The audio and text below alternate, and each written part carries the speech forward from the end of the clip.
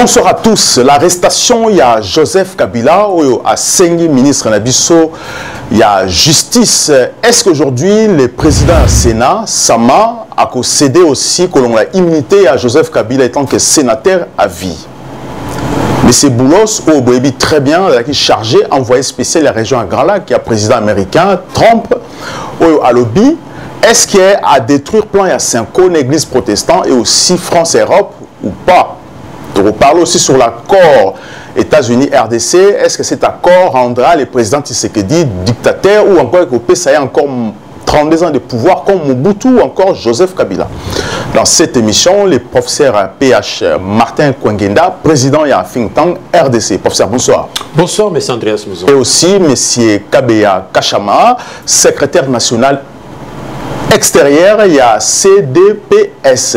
M. Kachama, bonsoir. Bonsoir Andreas. Alors, M. Kachama, aujourd'hui, l'arrestation de Joseph Kabila, comme demande le ministre de la Justice, avec des preuves au Bazan-Lango aujourd'hui, sachant aussi que le président de la République lui-même avait dit clairement que le président Kabila est l'assassin, les criminels qui financent aujourd'hui M23 et Nanga. Donc, tout le monde a aussi l'ancien ministre intérieur Moko Nabiso qui disait aussi que nous avons des preuves sur l'ancien président Kabila qui est criminel, qui aujourd'hui a génocidé aussi Congo et la Est. Est-ce qu'aujourd'hui, le président de la Sénat, Sama, sera-t-il prêt aujourd'hui à céder aussi M. Kabila, que l'on a immunité au Tikana Maboko et la justice? D'abord, merci Liboso, le col associé à un débat. C'est avec un grand plaisir que le professeur Nkenda, avec qui j'ai eu le plaisir dans le passé à faire un échange citoyen très constructif, très profond pour notre pays. Concernant l'ancien président Joseph Kabila, Naza n'a moi pas si ébélé pour la communauté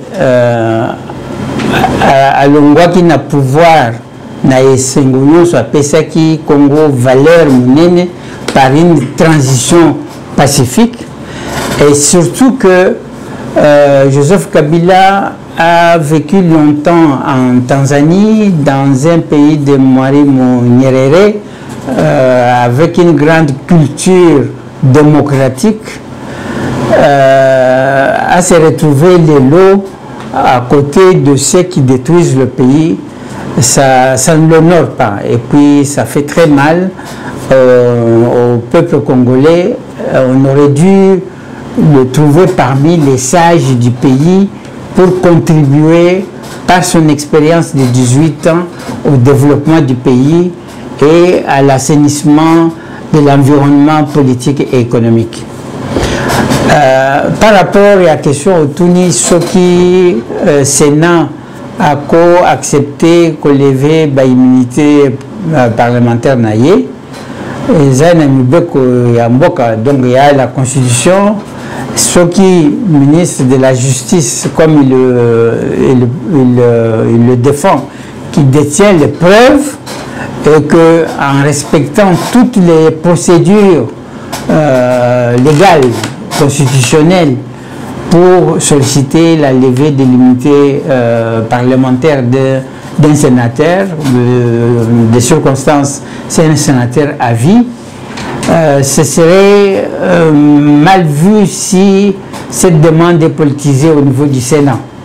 Donc il va falloir que cette demande soit examinée à tête reposée avec beaucoup d'expertise, beaucoup d'analyse, de sorte à ce que personne ne se voit protégé dans cet environnement-là. Parce qu'on parle bien de vie de Congolais arrachés. Trahison de l'État, au sommet de l'État, trahison. Voilà, donc il y a trahison de l'État.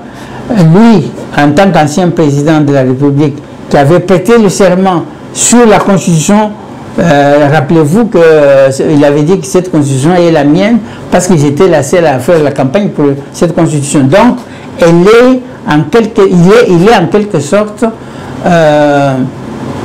disons, l'auteur de la constitution et le maître de cette constitution qui devait la faire respecter. Alors, professeur, est-ce que si aujourd'hui le président du Sénat refuse aujourd'hui. Est-ce que le président du Sénat a le droit aussi de refuser et à relever cette, comment on appelle ça, immunité parlementaire d'un président à vie? Est-ce qu'il a le droit de refuser? Et s'il refuse aujourd'hui, comment la justice peut procéder? Alors, d'abord, j'ai salué mon co-débatteur, M. Kabea, et je te salue aussi, Andreas Mouzon. Avant la banda, pourquoi enlever l'immunité parlementaire? Il y a Joseph Kabila. C'est parce qu'il y a eu des problèmes. Qui est Joseph Kabila? Il était élu président en 2006, réélu en 2011 et mandat en 2018 pour bénéficier du statut protégé où il y a sénateur à vie. Mais ce qui est arrivé, dans la situation, il y a Joseph qui a l'immunité parlementaire parce que le pays est en guerre. Ça fait 30 ans qu'on souffre avec les conflits rwando-congolais. Et à partir de l'Afrique du Sud, il avait annoncé d'abord Azoya na Congo. Après, il a annoncé que Aïe, mais à côté là, na parti Oyo est en guerre. Wana est une erreur moko grave. Pourquoi? Parce que rien n'empêche en tant que sénateur à vie, Aïe à côté là, na ba frontière union sous légale Oyo est en Congo. Souvenez-vous d'une phrase, sa femme disait « Mon mari travaille en silence ». Est-ce le silence qui a travaillé en résultat? Je ne pense pas, parce que à Yeli Sikoyo, Nanzela, il y a partie occupée par l'ennemi. Donc cela veut dire quoi? Cela veut dire que tu es en intelligence avec l'ennemi. Tu es en connivence avec l'ennemi. Parce que tout le monde a aussi femme qui s'embrasser n'a ennemi. Tu es en connivence avec l'ennemi. Concernant sa femme, service en renseignement auditionné avec l'ennemi. Donc, le pays est en conflit. On cherche des solutions. Et indirectement, maintenant, tu valides les propos de Félix qui disait que AFC, ce n'est pas Nanga, c'est Joseph. Et M23, ce n'est pas les Congolais, c'est Kagame. Donc, sans Yéba indirectement, il a validé ça. Ça, je présente les faits. Mais maintenant, comment répondre à la question Nayo? Vous savez, en droit, on présente d'abord les faits. Et maintenant, la deuxième étape, la règle des droits. Donc, dans la constitution d'Abisson, Soki Samalukonde a droit à lever l'immunité parlementaire. Il y a Joseph Kabila. Et la troisième étape, c'est la solution. C'est la raison pour laquelle moi je pense que Ezali, quand même, on avait évoqué ça ici, que dans un pays bien organisé, les deux assemblées devaient se réunir pour lever l'immunité parlementaire. On avait évoqué ça il y a 7 jours. Et dernièrement, le dimanche matin, qui n'a réfiqué, l'immunité parlementaire. On va en parler. Alors, on va, mais c'est que tu sais qu'aujourd'hui, parce que si ça passe pas, parce qu'aujourd'hui, Kamere a défendre tout le monde, a défendre les voleurs, a défendre aussi, quand Jean-Pierre Bemba accusait Joseph Kabila étant que les criminels dans l'Est, du moitié du comité génocidaire, Kamere avait dit au président, il ne faut pas envoyer les gens, il faut interdire sur les présidents, les sénateurs à vie, parce que Kamere ne voulait pas. Alors, si aujourd'hui ça ne passe pas et que Baboui vraiment que l'on a imité, c'est-à-dire qu'aujourd'hui, est-ce qu'il y a possibilité que les sénateurs aussi, Bakoui ça aussi Sénat? Il ne faut pas individualiser la décision de lever l'immunité parlementaire, ce n'est pas une affaire de Samuel Konde. Samuel Konde est président du Sénat. Le ministre de la Justice va déposer le dossier au niveau du bureau du Sénat. Bon, peut-être la procédure commencera par là. C'est au bureau du Sénat de présenter le dossier de demande de levée d'immunité parlementaire au niveau de la plénière.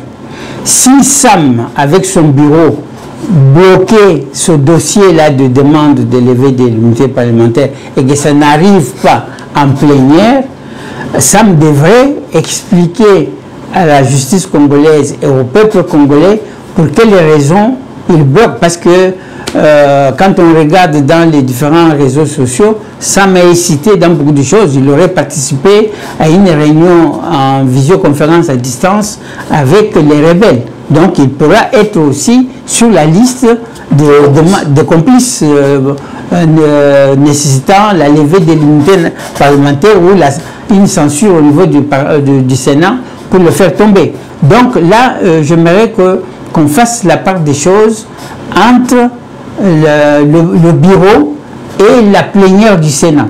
Donc la demande sera introduite au niveau du bureau. Sam, avec son bureau, devrait normalement présenter ce dossier. C'est une obligation. C'est une obligation. Il ne peut pas censurer. Il doit présenter cette demande au niveau de la plénière du Sénat pour que les sénateurs statuent en toute indépendance. Si jamais les preuves apportées par le ministre de la Justice ne sont pas vérifiables et que les sénateurs, en toute honnêteté, trouvent qu'il n'y a pas de preuves qui nécessitent la levée d'immunité parlementaire du sénateur à vie, la décision sortira de la plénière. Alors, professeur, parce que selon ce qu'explique M. Kabila aujourd'hui, a expliqué, si Sama aujourd'hui, parce que Sama aussi est cité, parce que Sama, déjà à l'époque, parce que ça s'est dit, partout, que Sama aussi, il y a des soupçons que Azali Kota aussi, il y a Kabila, parce qu'il travaillait avec Kabila. Kabila m'a imposé qui est aussi à l'époque, étant que Premier ministre aujourd'hui, président du Sénat, qui a des acquaintances aussi avec Bahati. Bahati qui est accusé parce qu'il est aussi à la liste apparemment. Et apparemment, ils ont travaillé pour le Rwanda. Entre guillemets. Alors si aujourd'hui ça s'avère vrai, Sama aussi sera dans la liste et il faut qu'on aussi. Alors, au vu, il y a Bafé au président Tengaï. En un mot, si c'est vrai, c'est la trahison. Mais maintenant, revenons à un problème, il y a Kabila. Le problème à Kabila, si aussi, parce que pour le moment, il y a ce qu'on appelle la présomption d'innocence. Okay? La présomption d'innocence, il y a deux méthodes en droit. Il y a la méthode accusatoire et il y a la méthode inquisitoire. La méthode accusatoire, on entend des accusations par-ci par-là. Maintenant, le juge doit faire les enquêtes pour voir ce qui est fondé ou pas. Par contre, la méthode ça c'est méthode inquisitoire, on fait des enquêtes. Et la méthode accusatoire, si on t'accuse. Mais pour le moment, les faits présentés, on peut dire que Baron Bazali présumé innocent. Ça c'est les règles de droit. Et c'est Pélissamouté, mais je reste dans la règle des droits. Maintenant, pour Nakaya Kabila, j'ai présenté les faits. Maintenant, que nous dit la règle des droits? Et après, on proposera des solutions. La règle des droits nous dit ceci.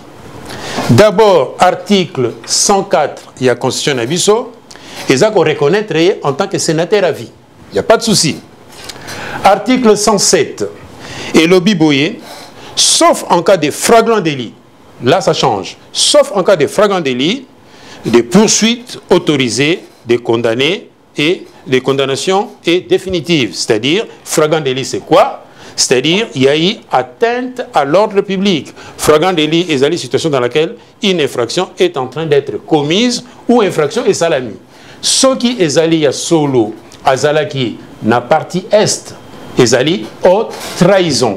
À ce moment-là, on peut maintenant dire comme M. Kabé avait dit, respecter la procédure. Ça, c'est l'article 107 de la Constitution.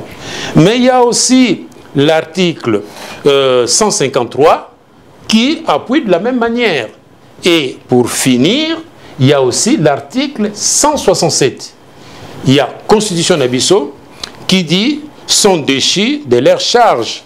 Et puis, infraction, par exemple, il y a trahison ou trahison. À ce moment-là, attention, ce qui va lier immunité parlementaire, maintenant, c'est la Cour constitutionnelle qui est le juge naturel pour nous juger ancien président ou premier ministre. Tout le monde a par exemple, il y a Matata Pognon, pourquoi ce n'est pas la Cour de cassation qui s'est déclarée incompétente? Parce que, d'après la Constitution, si je ne me trompe pas, c'est l'article 146 qui est la Cour constitutionnelle qui est le juge naturel, il y a qu'au juger président de la République, mais ça sera aussi d'ordre pénal parce que ça dit atteinte à l'ordre public.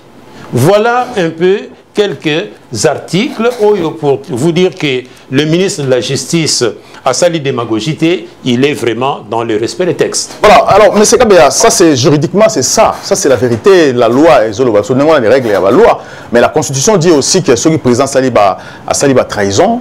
L'article 107, hein, c'est que le professeur a dit, on n'a pas pays autophone civilisés comme la France, les États-Unis ou la Grande-Bretagne, lorsqu'il s'agit de trahison d'État, on n'a plus besoin de la procédure répélée parce que la Constitution le dit déjà naturellement. Donc, on doit condamner la personne étant que traître. Parce que politiquement, comment les Congo fonctionnent, les Occidentaux, on a homme politique, on a aussi juridique pour un juge. Et au comment que non, il faut lui laisser. On le sait. Et ça, la moderne dans le Congo, on a intégré Bango, insertion dans le gouvernement congolais. Comme aujourd'hui, est-ce qu'aujourd'hui, il faut appliquer la loi telle que dit la Constitution ou repasser dans la procédure pour qu'après la France, l'Europe nous disent que non, Kabila, il doit dialoguer ou intégrer aussi dans l'institution. Chaque pays a mis en place des lois qui conduisent la politique générale du pays, qui doit être respectée par tout le monde, du sommet du pays jusqu'à... Enfin, le cas que vous citez de la France et des États-Unis, c'est parce que je sais qu'à partir d'ici, il y a une cour, c'est-à-dire les anciens présidents et autres passent d'abord dans... C'est une cour au niveau du Parlement. Je crois qu'il y a une organisation comme ça qui gère le président avant qu'il soit déféré devant la justice. On a vu avec le cas de Sarkozy qui a été finalement condamné. Mais la trahison d'État, ce n'était pas une trahison d'État. Si, Sarkozy avait une partie des raisons d'État parce que dans les déclarations de recettes de campagne, il n'avait pas intégré l'argent qu'il avait reçu de Kadhafi. Bon, ça c'est autre chose. Nous avons une loi chez nous, cette loi doit être appliquée.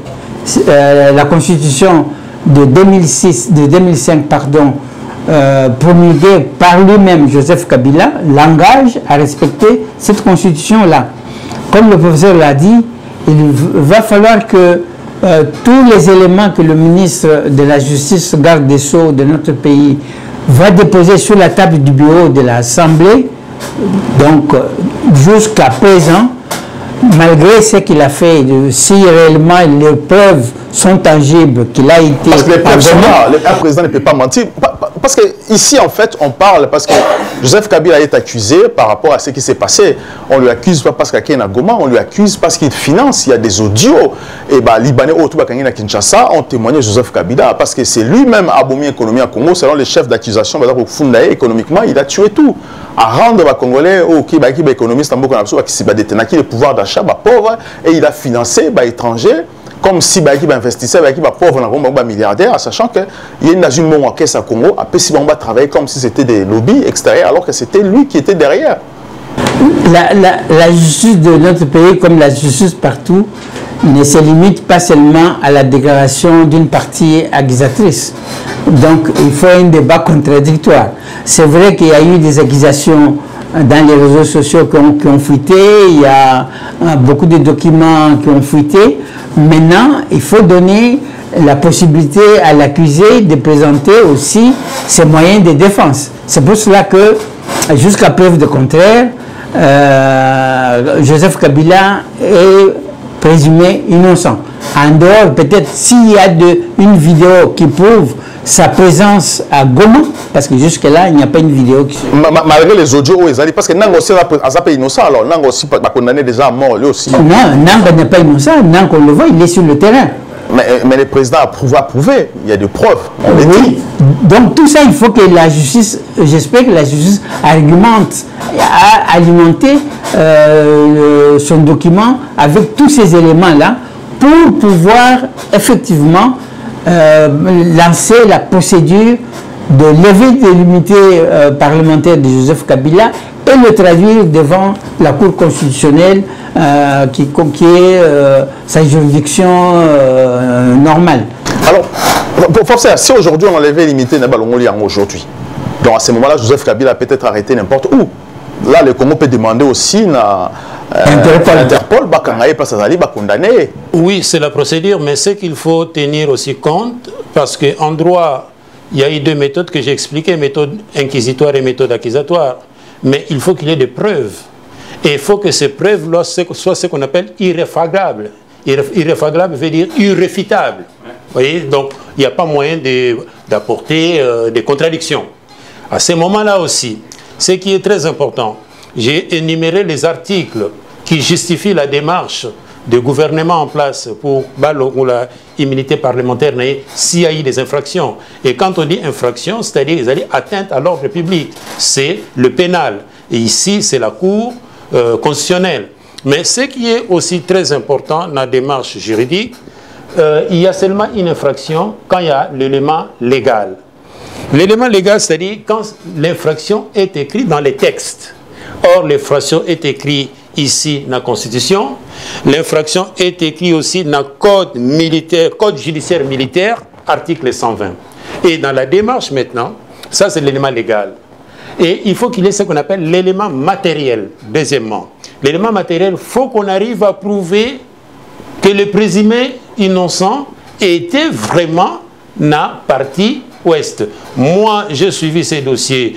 J'ai eu pas mal de sources, TV5, RFI, d'autres aussi. Mais prouver vraiment avec les images comme ça qu'il était là, il n'y en a pas. Là, j'avoue. J'arrive. Ça, c'est l'élément qu'on appelle matériel qui est très important dans la discussion juridique. Et troisièmement, il y a ce qu'on appelle l'élément moral. Il y a la faute peut être intentionnelle et non intentionnelle. Là, on n'est plus en politique, là, c'est le droit. Non intentionnel, c'est-à-dire que Oyebakite, que Sokoke dans le secteur où on a des infractions. Mais la faute intentionnelle, c'est-à-dire Oyebaki, que Soki n'a qui des infractions. Bon, de toutes les façons, sa femme disait qu'il travaille dans le silence. Sa femme aussi, voilà. Aussi, on a vu, tout le monde l'a vu. Là, ce n'est pas intentionnel, c'est une faute vraiment grave, faute qualifiée, qu'on dit en droit. Et pour finir, à ce moment-là, il y a ce qu'on appelle sanction. Toko un peu na corps aujourd'hui na Doha, automoni délégation RDC Kendaki, automoni aussi Sanko. Alors, est-ce que Boulos aujourd'hui, ce qu'il a dit aujourd'hui dans les protestants à Sanko, parce que Sanko, on en a parlé même ici hein, sur le principe, les corps des principes, je pense, hein, sur le principe Kendaki, il fallait réunir les Congolais, ils ont visité tout le monde, hein, ils ont visité Kagame, Museveni, président Angola, président Kenya, en Europe, Macron, ils ont vu tout le monde. Dans les Nations Unies, on ne sait pas qui n'a Tinagi Bango, on sait qu'il y a des gens derrière, et jusqu'à ce qu'on dise aujourd'hui que non, nous voulons remplacer celui qui vient après Félix. Donc, il faut que Félix va juste être un président, étiquette, ou encore il faut aller au Alors, aujourd'hui, Boulos leur dit en clair, il dit clairement que vous ne représentez aucune institution pour que moi, je discute avec vous. Donc, il faudrait s'aligner derrière votre président, Tshisekedi. Alors, est-ce qu'aujourd'hui, c'est une destruction? Il y a un projet ou un méthode qui est en place ou de tout Tshisekedi. Est-ce que ça donne l'avantage à Tshisekedi ou pas? Mais c'est Kabila. Bon. Madame. Jusqu'à preuve du contraire,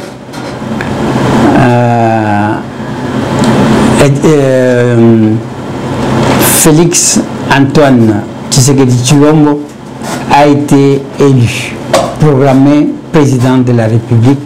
Il a prêté serment en janvier 2024. Jusqu'à preuve du contraire, ces élections-là, personne n'a contesté, ni à l'intérieur, ni à l'extérieur. Donc Félix Antoine est en plein mandat. Il est en plein mandat. Il est en plein exercice de son deuxième mandat. Malgré qu'on lui prête les intentions, comme peut-être du fait d'avoir soulevé le problème du changement de la Constitution, qui peut être à la base de tous ces mouvements-là, mais est-il que le président de la République est en plein mandat. Qu'on l'aime, qu'on ne l'aime pas, il est en plein son deuxième mandat. La démarche de la Senko, on peut l'analyser de plusieurs facettes. D'abord, si c'est un souci pour la nation, les casseroles ou les linges sales de la famille se lavent en famille. Les linges sales se lavent en famille.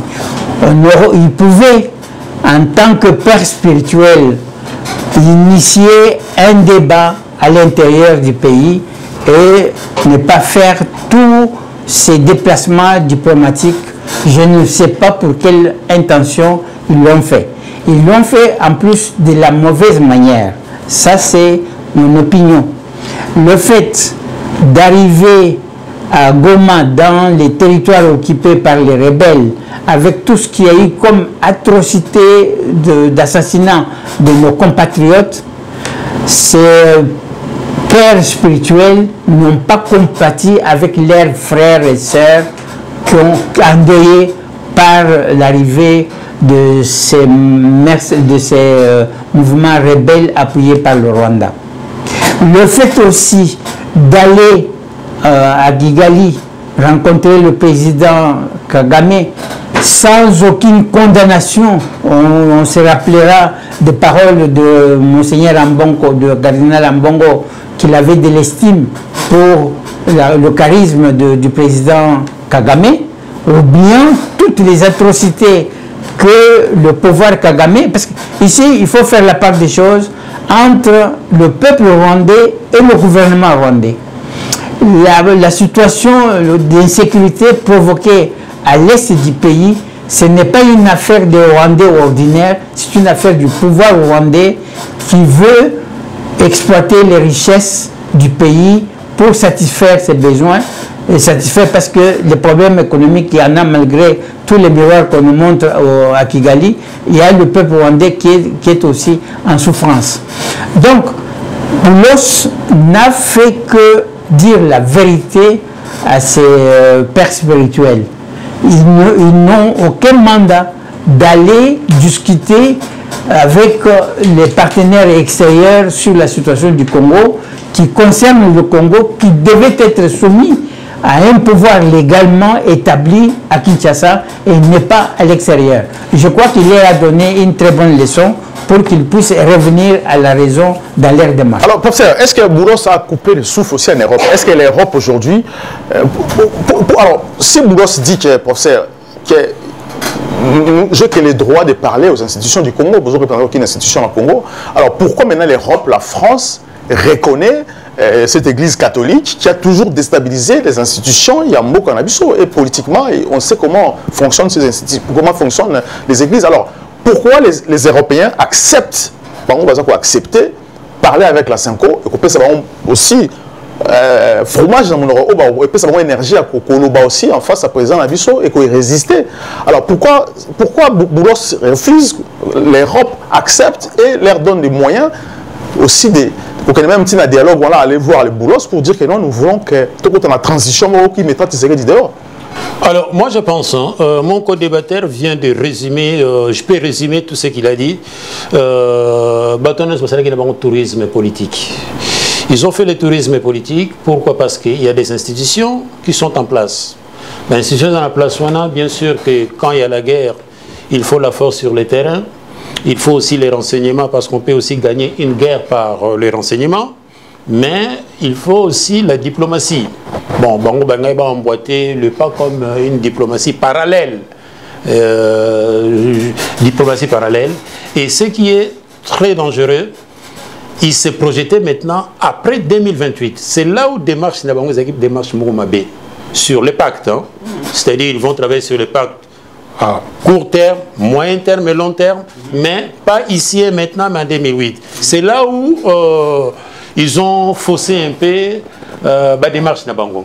Et maintenant, pour revenir maintenant c'est que la France, s'il va la gagner ou pas.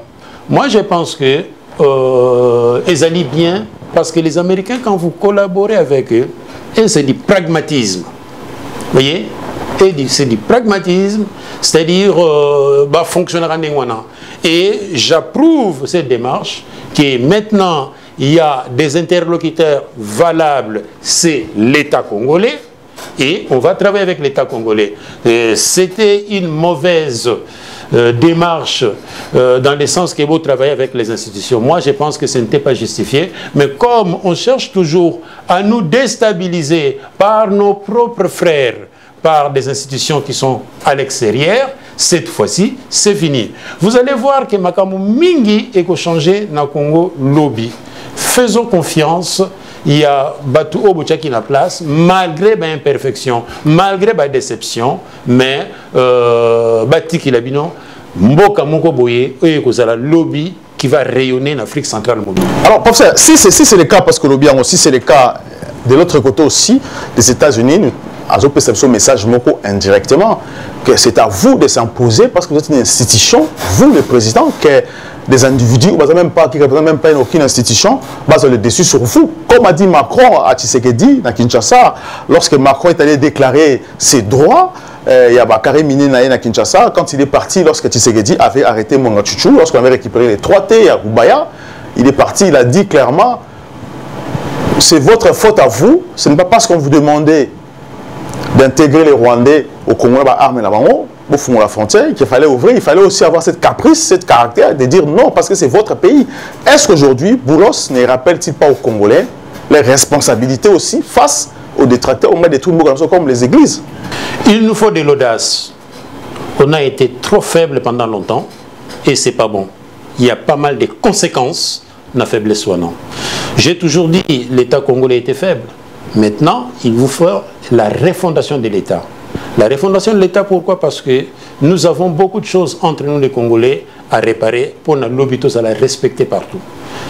30 ans, il y a humiliation avec les Rwandais, ça fait très mal. Mais c'est à nous de tirer la leçon, il y a humiliation pour qu'on devienne encore un État fort. C'est possible, il nous faut des visions, il nous faut des stratégies. Et tout ce qui se passe, tout est un peu de distractions. Nous, les Congolais, on aime beaucoup plus de distractions. Travaillons rien que pour tout tomber en boca de vie. M. Kabila, est-ce que ce que dit Boulos aujourd'hui, est-ce que ça nous réveille aussi d'être responsables, comme c'était le cas, nous avait dit Macron, parce que suivre ce que disent aujourd'hui, Sanko, tout ça, Église protestante, tout ça, c'est affaiblir le Congo. Est-ce que les politiciens, nos institutions sont toujours obligés d'accepter l'influence de l'Occident derrière ces églises pour nous pousser aux échecs à chaque fois, à chaque moment? Parce que est-ce que c'est le moment de passer à une transition au moment où Tshisekedi est en plein son exercice? Est-ce qu'il y a 2 ans, ou 3 ans?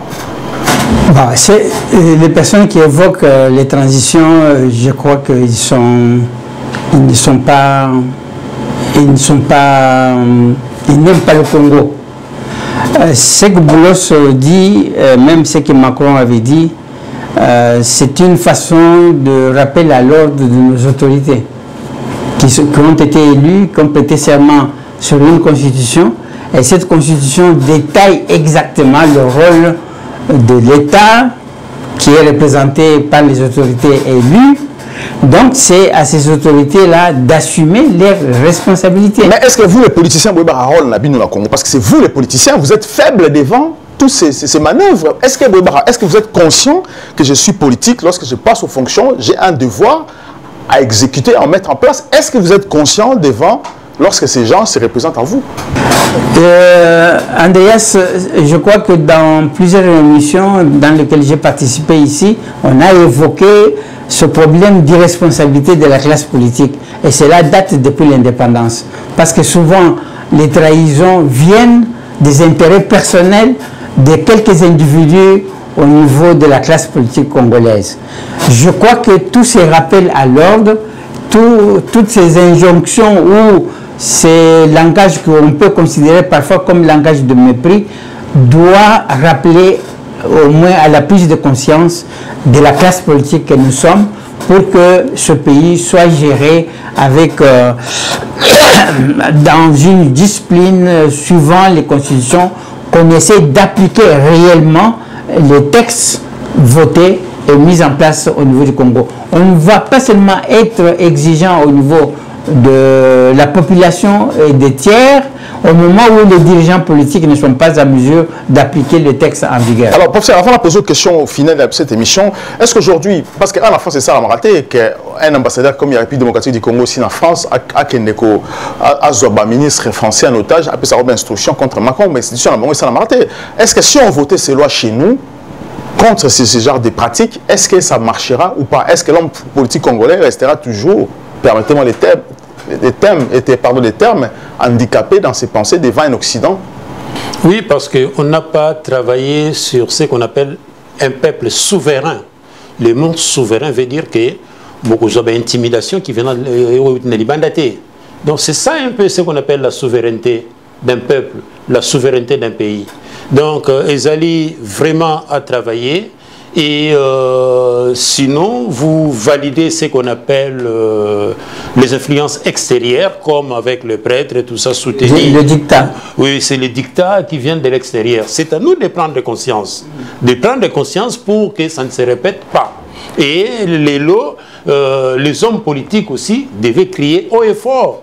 Mais le vrai problème n'a pas homme politique congolais. Quand ça ne va pas, on ne voit pas vraiment Moutoua Robima à expliquer. Mais non. D'ailleurs, même l'opposition, je ne sais même pas ce que l'opposition existe ou existe raté, mais on ne sent pas vraiment de vrais hommes politiques qui peuvent Kobima. Et pourtant, on dit, en politique, les événements engendrent les idées. C'est aux politiciens de s'inspirer pour présenter une autre voie. Mais là, il n'y a pas de débat pour une autre voie. Voilà, là, il n'y a pas de débat pour notre voix. Mende l'avait dit qu'il y a au Congo, nous avons chaque mouvement politique, chaque tendance politique, chaque groupe dans le Parlement, ils ont ambassadeur Gérard Bango, quoi dire, comment bouder notre nation.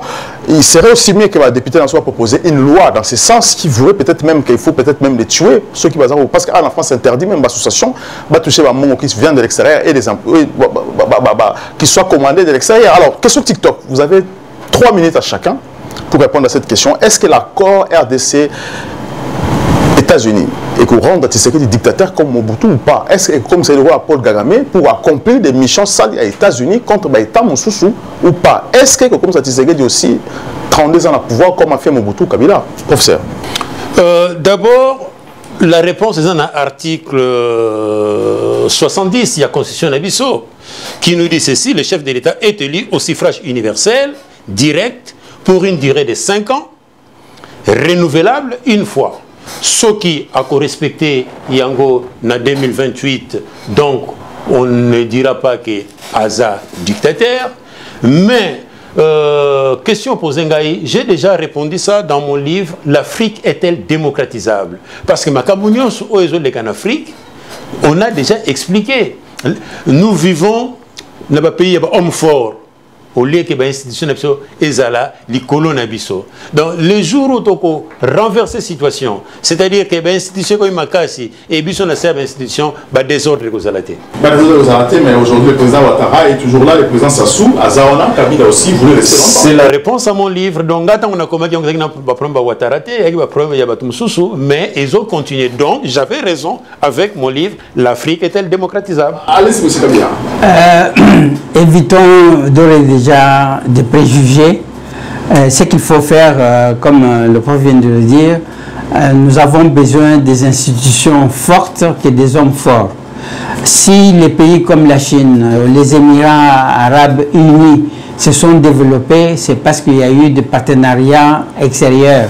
Les Émirats arabes unis, ils avaient du pétrole, ils ont fait des pactes avec les États-Unis pour exploiter leur pétrole, mais à condition que cela serve au développement du pays. La Chine a été l'usine du monde, la Chine n'a pas été, ils ont eu leur système politique, et la Chine n'a pas subi le dictat. Donc, faisons en sorte, restons éveillés, en sorte que ces négociations-là, d'abord, soit gagnant-gagnant, parce que les relations entre les États sont des relations d'intérêt et que les négociateurs congolais qui sont délégués à ce dialogue-là puisse défendre les intérêts du Congo.